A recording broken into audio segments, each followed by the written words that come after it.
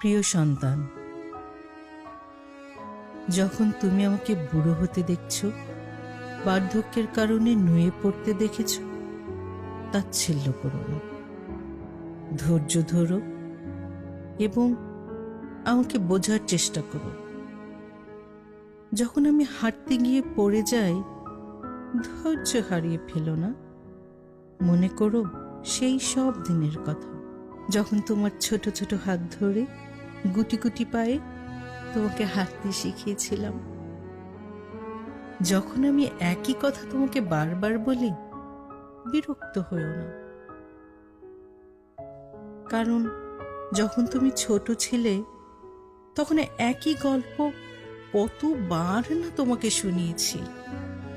যতক্ষণ তোমার দু চোখের পাতা এক না হতো। মনে করে দেখো, কত কিছুই না আমি তোমাকে শিখিয়েছি। খেতে, জামা পরতে, স্কুলে যেতে, কিংবা তোমার সফল জীবনটা গড়তে। যখন আমি কোনো কিছু করতে ভুলে যাই, তোমার ভ্রু কুঁচকে ফেলো না।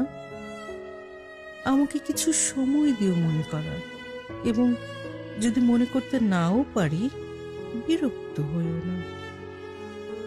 একটু চিন্তা করলেই বুঝতে পারবে, ভুলে যাওয়া ছিল শুধুমাত্র তোমার সাথে একটু বেশি সময় কাটানো বাহানা।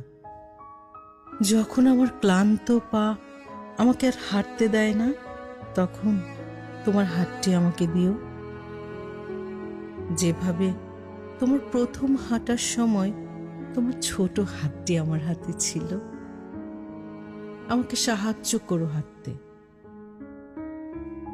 সাহায্য করো আমার জীবনের অন্তিম মুহূর্তগুলো তোমার ভালোবাসা নিয়ে কাটাতে।